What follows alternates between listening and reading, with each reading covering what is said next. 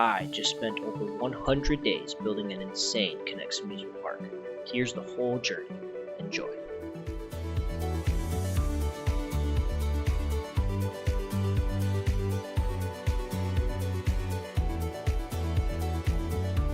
So, what is the first ride that comes to mind when you think of an amusement park? For me, the first ride other than a coaster is the Ferris wheel. So that's what I'm going to build first.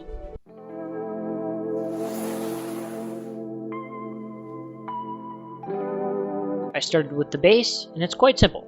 Just a platform with some connectors for the future supports. Speaking of the supports, here they are.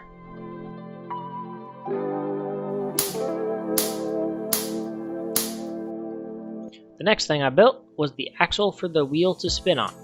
The black 8-sided connectors are what the wheel and supports are attached to. There's also a gear for the future spinning mechanism.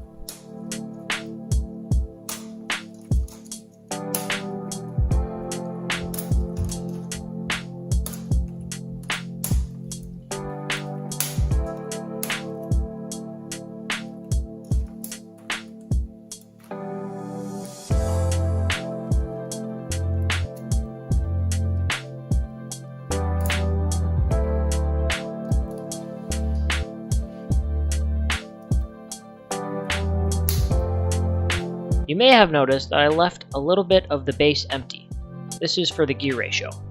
It's simply just a large gear and a small gear, which will make the wheel spin slower.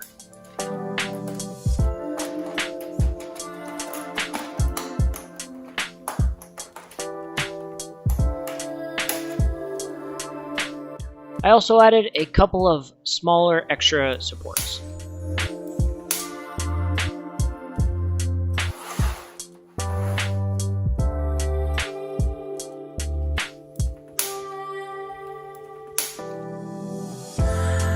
Next, I built up 16 supports for the wheel.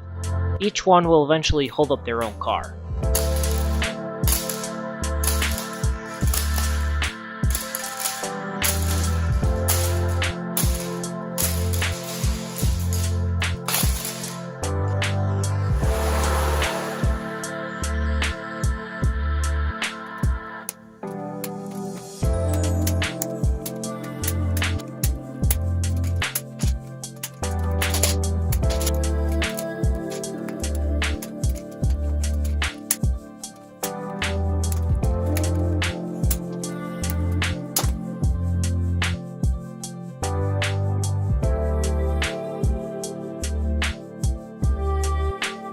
I then built up a test car. This was surprisingly difficult, but I think the end result is decent. After I came up with the design, I built 16 more for the actual wheel. It took me almost an hour to build 16 cars, but I think it was worth it.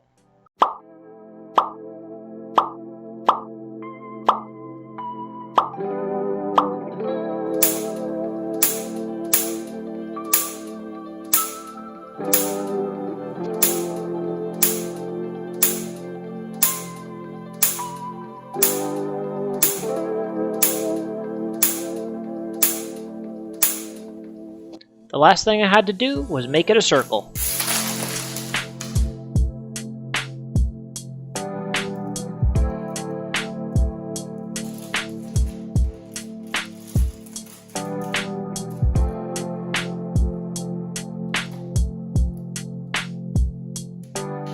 And with that, the first ride of my K'NEX amusement park is complete.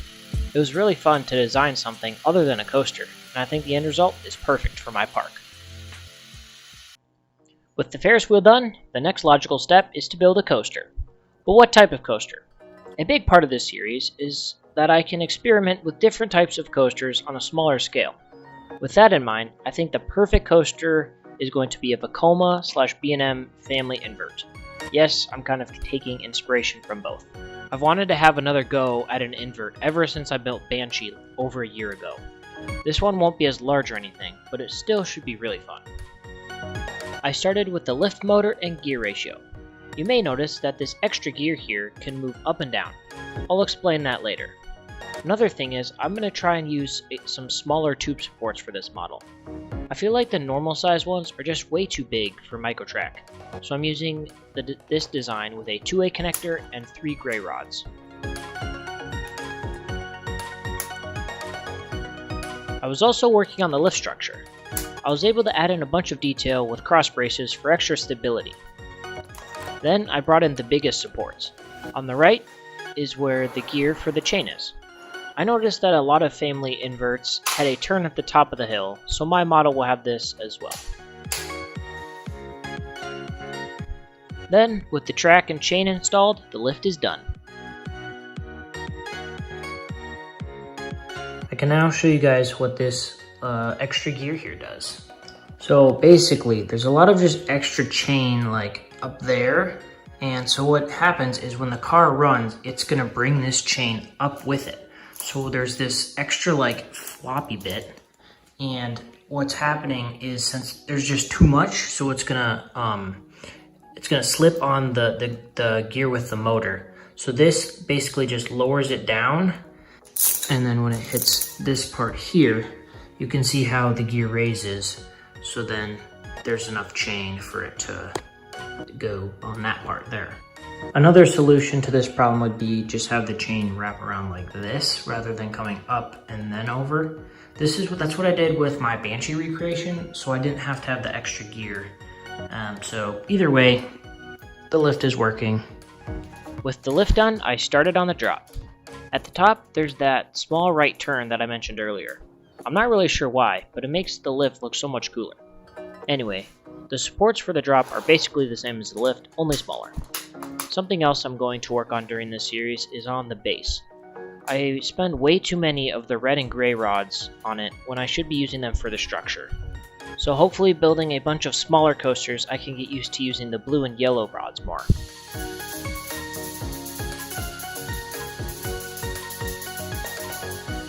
Turns out the lift didn't work. Thankfully, I just needed to add in some rubber bands to get it to work. With the lift and drop working, I started construction on the first element, which is an overbank turn.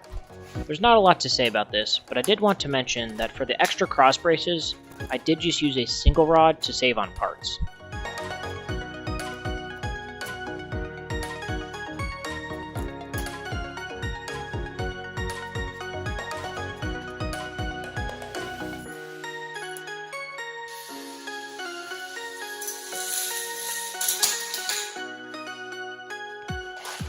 You may have noticed that the train was moving pretty quick on that test. At first, I was using different trains, but they're moving way too slow, so I changed them to these ones, and I didn't really feel like changing the layout. After the turn, there's a little airtime hill, and then the track dips down and goes into an inclined loop thing. It was quite a challenge to build inside the supports of the lift, and the coaster being an invert didn't really help.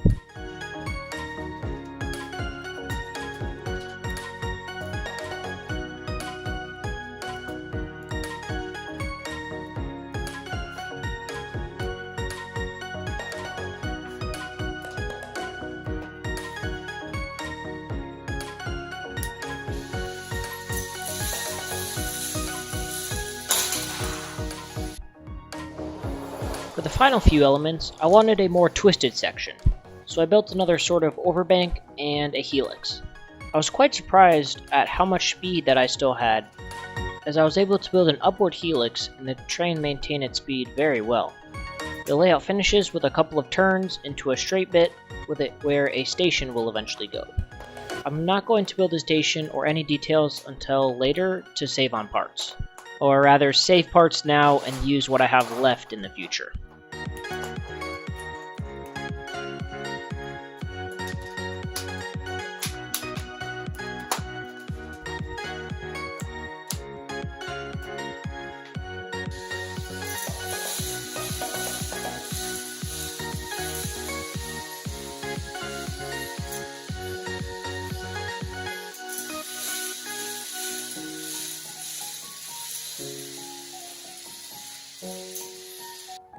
So it is now done.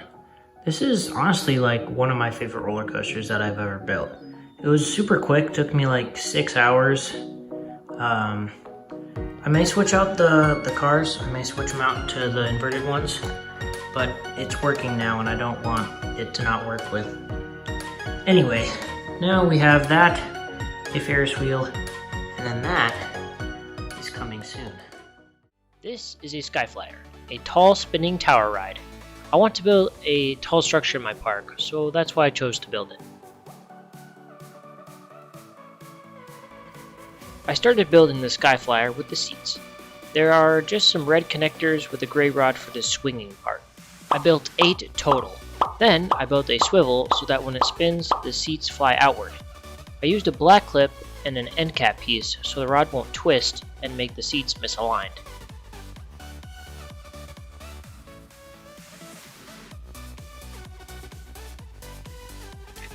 I again built 8 total.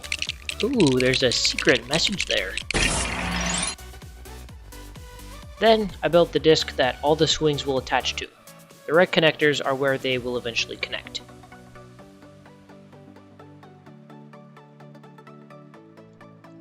The base is quite simple. It's literally just a motor inside some box supports. The orange connectors are where the tower will attach to. Speaking of the tower, let's build it. I simply made a ring of green connectors and put gray rods inside of it to make a cylinder. I then built up more, with the lowest and highest ones being a little bit different.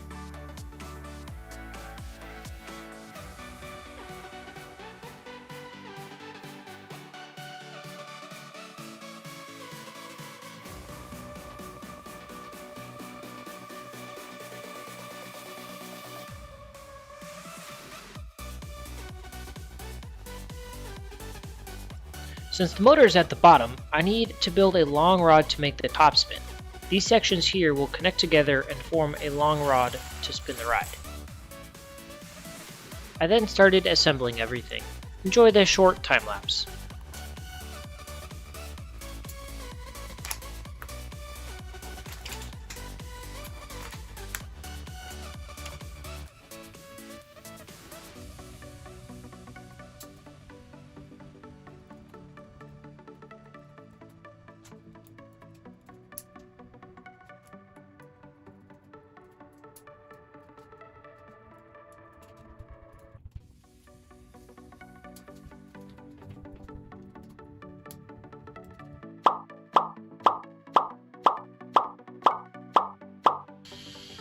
And now the ride is done. Depending on how all the other rides are scaled, I can easily make this ride taller or smaller with just adding in an extra section or two.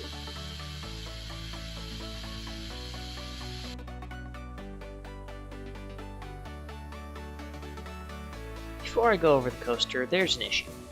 I lost most of the footage of me building it. Well, I didn't lose it, but for some reason it won't work in my editing software. So most of the clips you will see next are from after the coaster is done.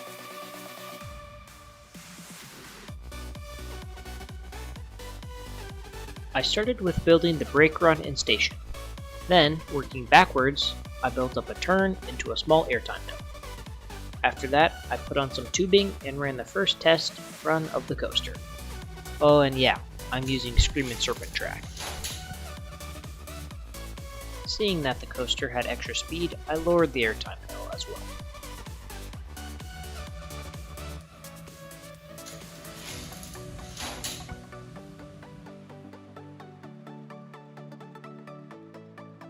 Quickly, I built up another small airtime hill and started to curve the track upwards into what's going to be something like this here.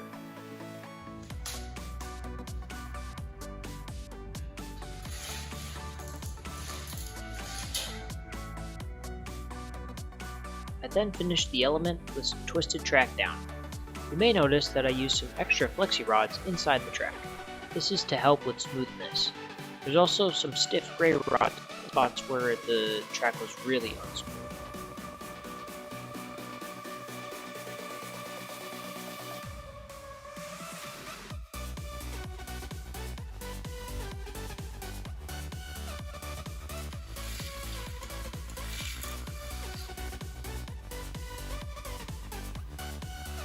The next element I built was an overbank cutback. This was the first challenging element for me to build. Keep in mind this is only my second coaster with the Screaming Serpent track. The supports were challenging to build, but in the end I think they're pretty good.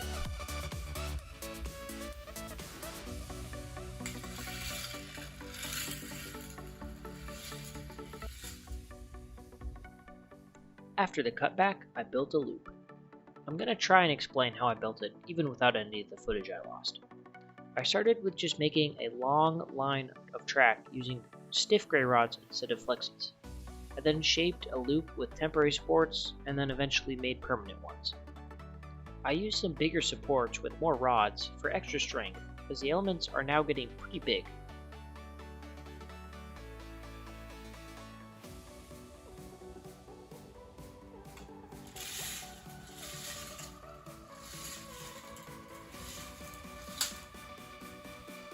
I also wanted to mention that I'm trying to use as little pieces for the base as possible. Then I built a small bunny hill and a dive loop. I built the dive loop the same way as the loop, with a long piece of track and then shaping it how I wanted it, and then finally building in permanent supports. I may eventually build an extra support here just to get the shaping a little better.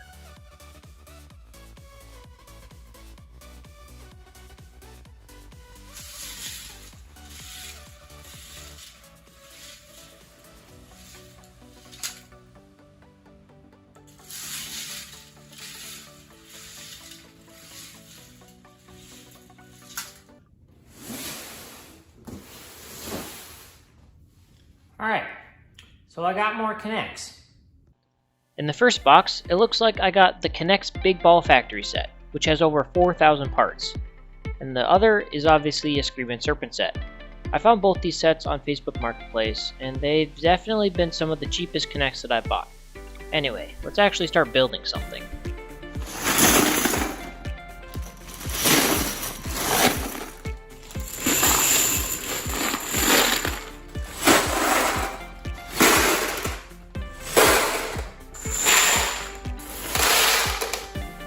This is my Gerstlauer Eurofighter that I started building in the last episode, and with my new parts, I can finally finish it. Alright, so now I can finish this coaster. I think I'm going to get rid of the dive loop because it's just going to be way too big for the scale of this amusement park. So hopefully I can figure out some other elements to add in its place. My idea was to have a twisted first drop. I used box supports for this to try something different and for extra strength. I also used stiff gray rods instead of green flexies. This is to ensure a smoother track, and it's also a lot easier to shape. For me, it was easier to put on the outer layer of tubing with the extra reinforcements on the middle of the cross ties. After I put the tubing on, I tested it with a 5-car train. Constantly doing testing really helps when building. I then built up more track with flexies because this is going to be for the top of the lift and the lift hill. I again used the track to help visualize how it will look and show me where to build the supports. I then continued to build the supports for the lift and managed to get the top done so I could do a test.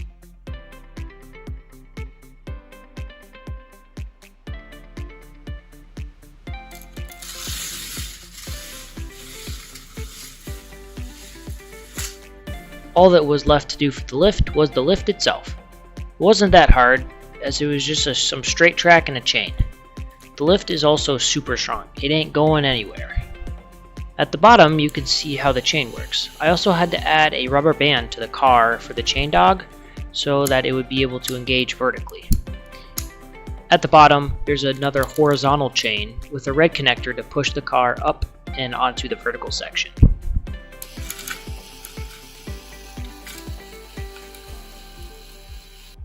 Now it's time to finish the layout. I wanted to have another inversion, so I thought it would be cool to have a barrel roll with a helix to finish the coaster. It didn't work, but here's some cool clips of it.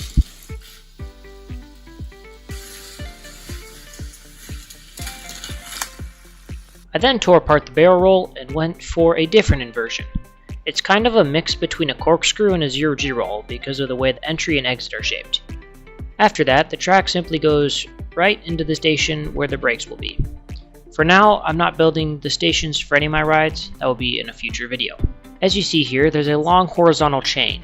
There are 2 of the red connectors on this chain, which means that since they're spaced equally, I can run 3 trains without them colliding or stacking. Here you can kinda see what I mean. This also means the coaster has semi-realistic block zones. Finally, I redid all the tubing so it was all the same color. This did make this element here a little bit off, but I easily fixed it with more gray rods. Here is the final coaster. I will have more close-up shots at the end of the video, so stay tuned.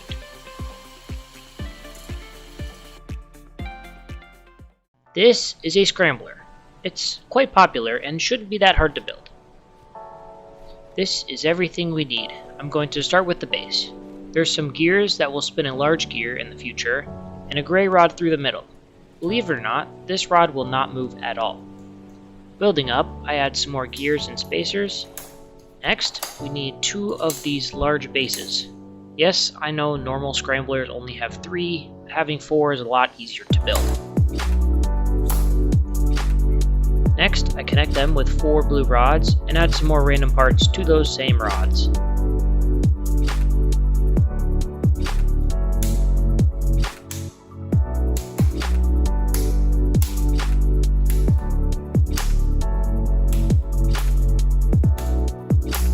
As of now, this thing does not move, so let's fix that. How we do that is with these red rods. They go through the gray 45-degree connectors and slide through the spokes on the big gear. They touch in a way that when the gear spins, it will make the rod spin, thus making the whole ride spin. Now let's add the seats, starting with the shaft that they will connect to. Now for the seats. All that they are is 90-degree connectors with 3 yellow rods and some gray connectors for the seat.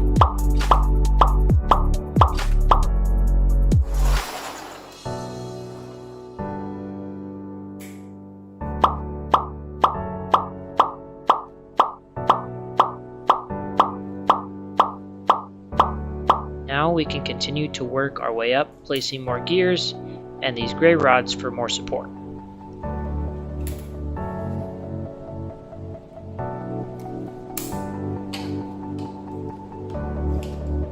For making the seat spin, we need 4 of these gray rods with a gear on each end. These slide on to the gray rod and connect to the other yellow gears.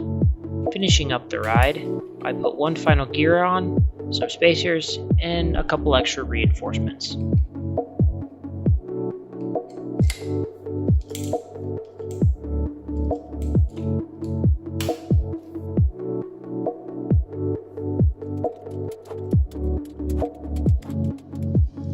The only way that I was able to make this ride function was with a drill. It's really heavy, so even having multiple motors and gear ratios just wasn't working. So this is the easiest solution. So how does this ride actually work?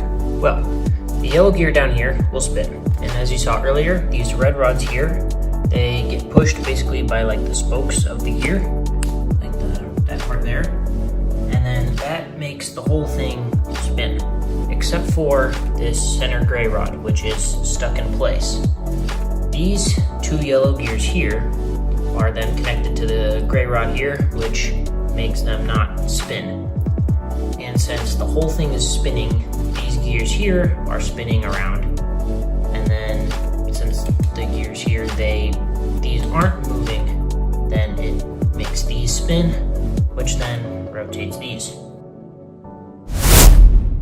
The next ride that I built is a chair swing. The base for this is quite similar to my Skyflyer ride, with them having the same base and tower design. The only difference is the extra green rods for more color. The swings themselves are quite simple. There's 2 layers, each with 8 swings. The bottom layer has green connectors, and the top has black clips which will slide into those green connectors.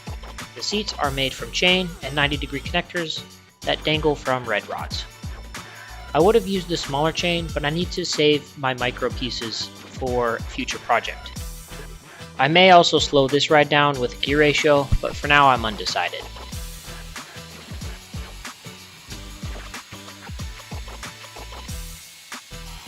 And for the last ride of the video, my cousin helped me build a small family coaster.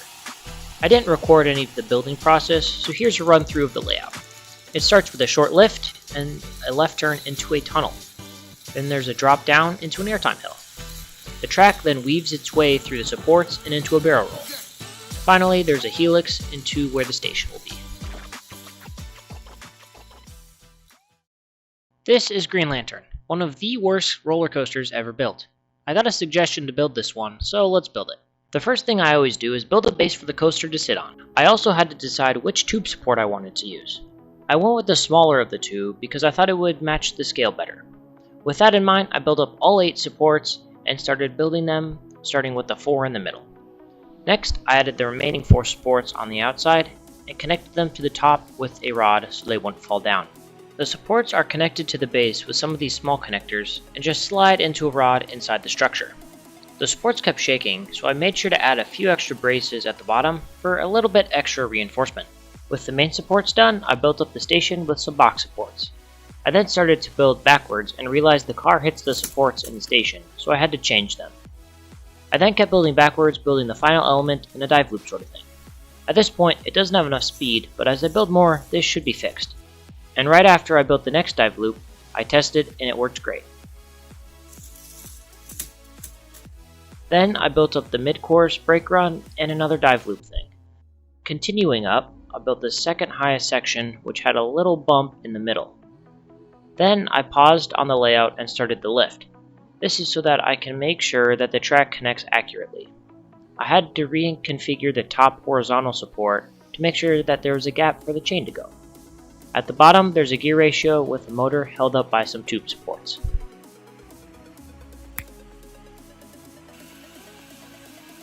As you saw there, it didn't work, so I had to reconfigure the lift.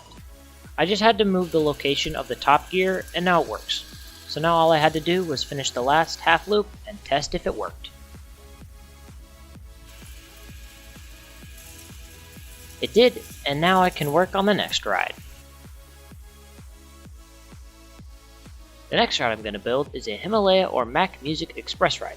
These rides spin you around in a circle and have a few bumps. I started with testing all of my trains to see which ones are my slowest. After that, I put 5 of them together for the ride. I don't have enough cars for the whole track to be full, so this is going to just have to do. All the different rods poking up are for future supports. I then added the supports in for the track. There are going to be 11 total.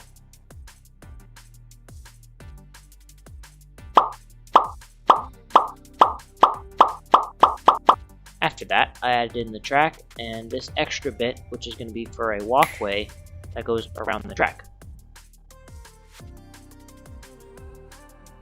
This will make the train spin. There's a red rod in the middle that will spin a lever that will be connected to the train.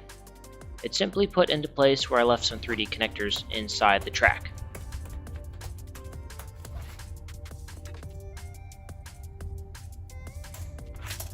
I then added the train to the track and connected it to the spinner using a red connector to slide into a gap in the front car, and a rubber band to hold it in place.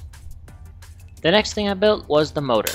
There's going to be a chain that will link the motor and the spinner using just a couple of gears on the rods that they're attached to.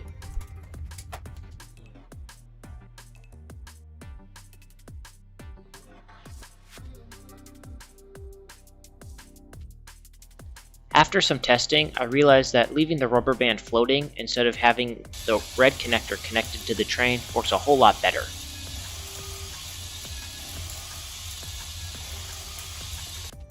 Now it's time to add some of the detail, starting with some supports for a roof. These are just some basic tube supports with a little bit extra reinforcement at the bottom. There's 4 in total, with the 2 in the front having an extra rod for something later.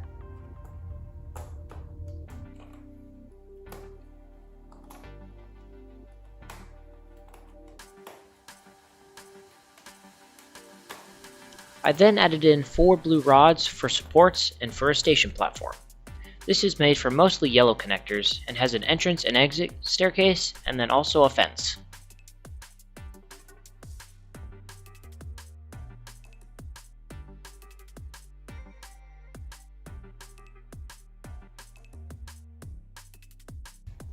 And the last thing we need to add is a roof.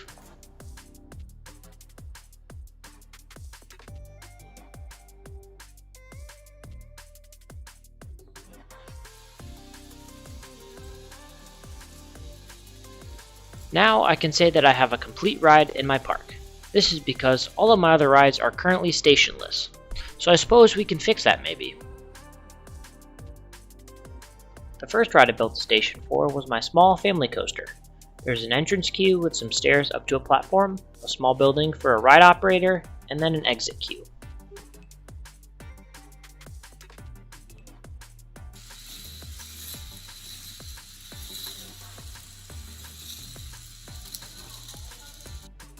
The next two rides are very similar. I just built out a rod in 8 directions and connected them together with a circle. This circle then acts as a fence with 2 openings for an entrance and exit. I built the same design for my swing ride and scrambler ride. I'm not quite sure the layout of my park yet, so for now I just had the entrance and exit and I haven't added a queue yet.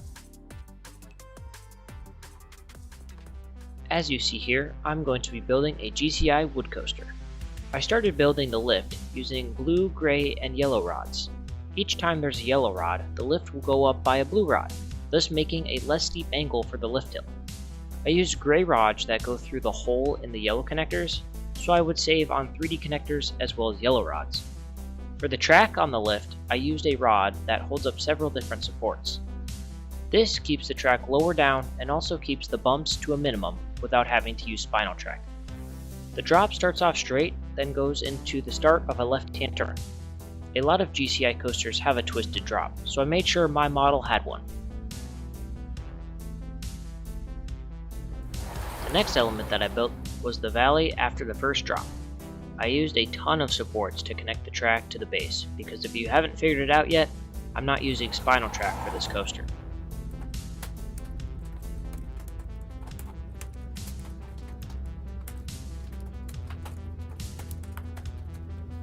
After the valley, the coaster then rises up into the air and connects into this other section that parallels the lift. I used a diamond shape made out of red rods for this, as I'm running low on yellow rods.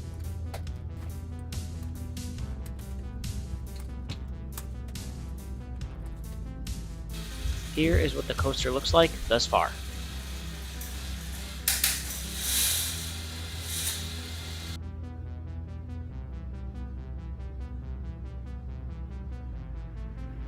Following the first airtime hill, the next element will be a small twisted airtime hill. As I was doing research for this coaster, I noticed that a lot of GCI coasters have short, compact, twisted layouts, so the last half of my coaster will be more twisted as well. Speaking of the third element, it is a twisted and banked turnaround. This was one of the more fun elements to build, because I had to get the height and angle just right.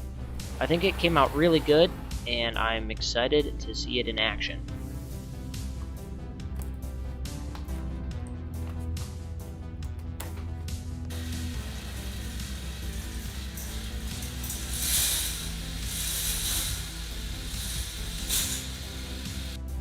After the turnaround, I built a couple of tiny hills, which then leads into a drop to the right. That drop then will go under the lift, and then it will come out the other side.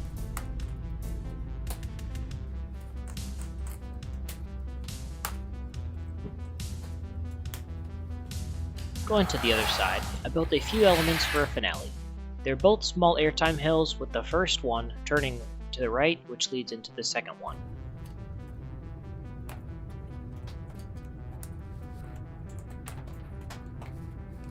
The last thing we need to add is a station and brake run. This coaster may be one of the best paced in my park. I built the station and brake run just slightly downhill so that when the train hits the brakes, it slowly makes its way back to the lift. It's really quite satisfying. Take a look.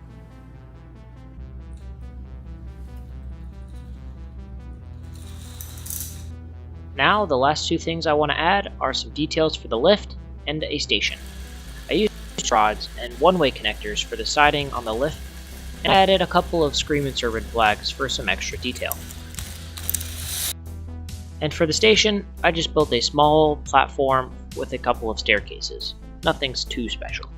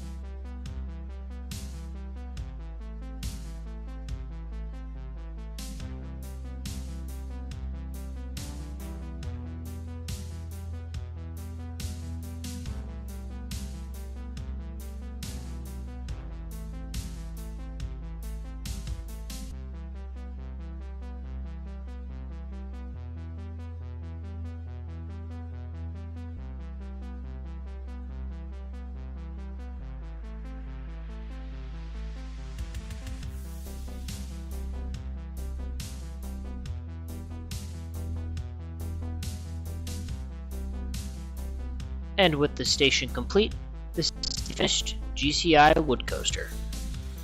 And as always, I'll have more close-up shots at the end of the video. Stay tuned.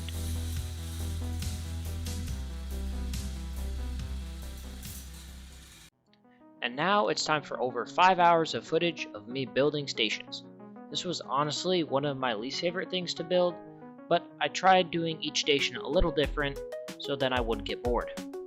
So all the platforms, roofs, and queues are a little bit different from each other.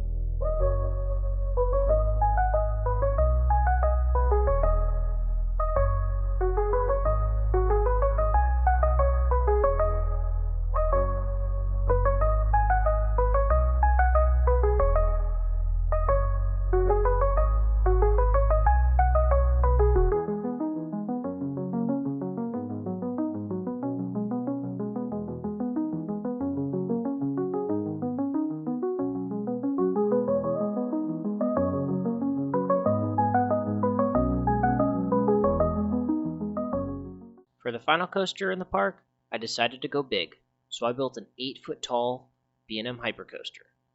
Here's how. The first thing I did was pre-make some micro tube supports.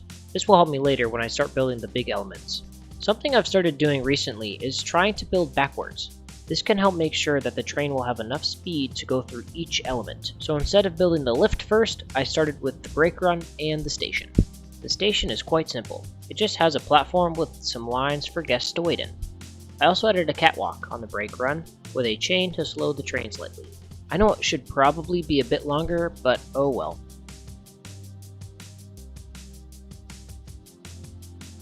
I then started to build the first, or I guess last couple of elements. Something I've discovered is the stock K'NEX trains are actually pretty good at going through straight elements. They just perform terribly with curves, twists, and turns. So with that in mind, I built a few straight airtime hills. The supports are built with gray 3D connectors using all 7 of the connection points. I alternated each purple connector so that they weren't all at the same level. The only part of this coaster that I'm using standard for is the base. Alright, so I've been building for a little bit now, and I've run into a problem.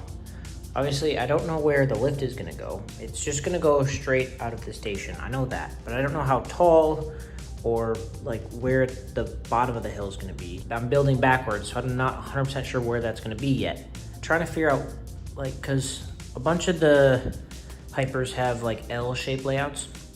So I'm planning on doing that or something like that. I just need to figure out what I want to do for like a turn or something. Oh, and I've also built like a little bit of a base here because the track keeps like, it's pulling the base up. And I forgot to do that before I built the support, so this one is a little, that's why it's like this. I did get rid of this, but I thought I would mention that this does help keep your base strong when building. With the problems left for later me, I put up some spinal track for a turn on top of one of my storage bins. Then I put up the main supports for the turn. It was quite a challenge to build the connection points using just micro. Normally I'll use hinges, which make it pretty easy. Alright, so I finished the little 90-degree turn here. I've made some more supports and then started planning the next element. Only problem is it's gonna have to be quite a bit taller than both of these, than this one here, because the K'NEX cars suck going through turns, and then also this hill is shorter than this one, so it needs to carry more speed through that, so then it's able to make that. I started building the next hill with some spinal track and a vertical support. I then replicated it on the other side and added some cross braces. The crest of the hill was looking a little floppy, so I added an extra vertical support, and now we're here.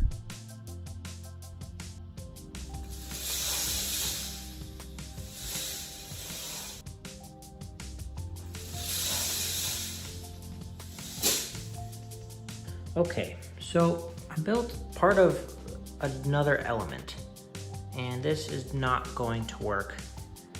This thing is getting way too big, and I'm out of pieces. Meaning, this guy is gonna have to come down at some point, which was already the plan because I would like to have this space for filming other stuff. But anyway, so I'm gonna take some of this, like the station, the brake run, I'm gonna edit that a little bit. I'm gonna change the layout. Instead of having the airtime hills and then the turn, this is gonna be the last element, right into the brakes.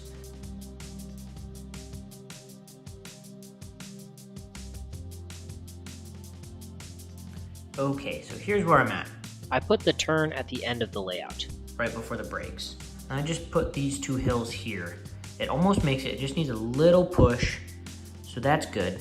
I'm going to re-profile this section so that there's like a support, sort of like these, because it's not realistic for it to be basically like touching the ground, the track. All right, so I built another airtime hill. It's basically identical to this one, just a little bit smaller. I think I'm gonna try and work on the turnaround, which I want to do something cool because I feel like a lot of the good hypers have good turnarounds. I don't know, but this thing is finally working and I'm very excited.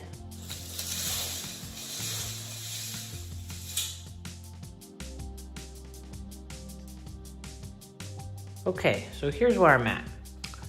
I did a little bit of work on the lift hill just because I wanted to get it in the right spot. I don't know. I just wanted to build it because I have an idea of what I want to do for the turnaround, but I need more pieces. So my wall is empty now. It's so sad. Now this needs to go away. It shouldn't take me that long to take that apart. And then we can work on the turnaround, which I have an idea for. So, what is this idea? I think that all the best out and back coasters have great turnaround elements. Just look at Fury 325's Treble Clef and Alpenfury's Skyflare loop. So, to pay homage to this random hypercoaster that's been SBNO since 2015, I'm going to build its signature Extreme Helix turnaround thing. I am aware that this is the same element as on Shambhala at Portaventura, but either way, it's still an epic looking turnaround. I started building the turnaround with the base. As you see, I'm having to use any and all of my remaining standard rods. The first support I built is the largest, located at the peak of the turn. I then used the spinal track as a guide for the rest of the supports, which I don't have any footage of building.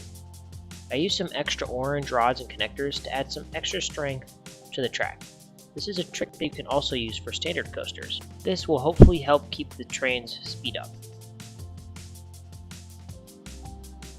Alright, so I finished the turnaround here. I used the same extra spine on the bottom and have some supports there. This thing is very large.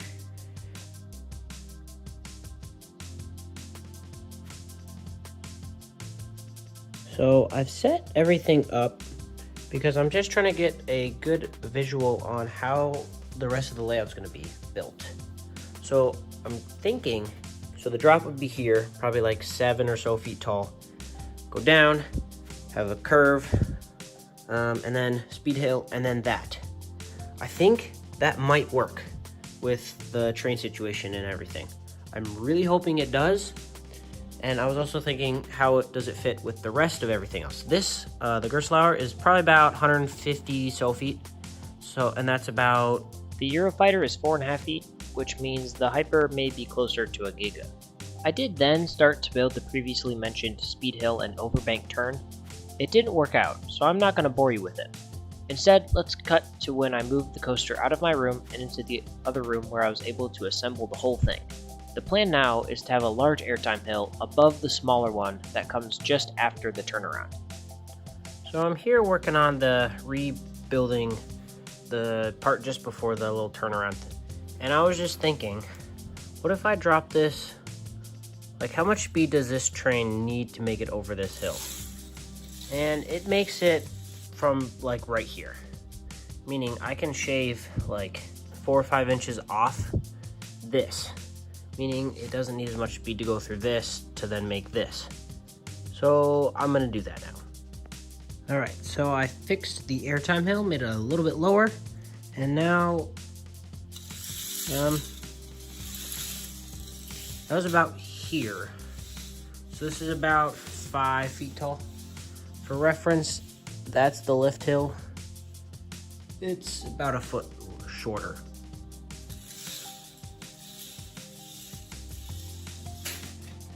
With these successful tests, I built a giant airtime hill. I used the same sort of style with 2 large triangle supports and a single vertical support in the middle. You may notice that it's not made for micro. This is because I used up most of my purple connectors. Without them, I can't make the micro support strong. Fortunately, I had enough for all the supports apart from one other. With this element complete, now all I need to do is connect it up to a lift hill.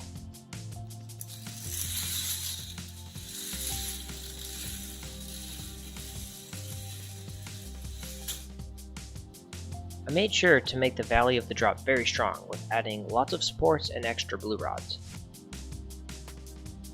Alright, so at this point, I've spent many hours trying to figure out how to do this lift. And I think the only really solution I have, because of the limited amount of pieces I have, is to do some box supports from the top down the drop. I don't even know if this is going to be able to make it. I really hope that this is high enough. I guess after I build the supports here, I'll be able to find out. Let me just say, I'm a huge fan of box supports. They may not be the fastest supports to build, but they're definitely the easiest to build and are very strong. You can't really mess them up, just make sure you have as many braces as you need and add a bunch of connection points from the track to the boxes.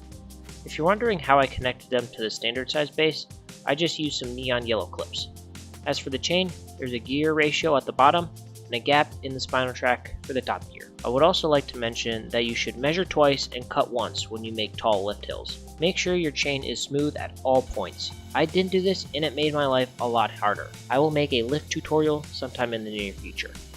It's probably a little taller than I would have liked, but just because of how the K'NEX cars work, they suck. They're terrible. So I think for the limitations of the cars, I think I did pretty good. And this thing is going to look insane outside once the whole park is assembled. The last thing I needed to do was just connect up the track. I built the base of the lift and also added an extra hill just before the brakes. At that point, all I had left was a small gap before the final turn, which I easily added in just another extra hill. Finally, I built two supports for the lift hill. One is made of micro and the other is a newer support I created with 4 two-way connectors and 4 rods.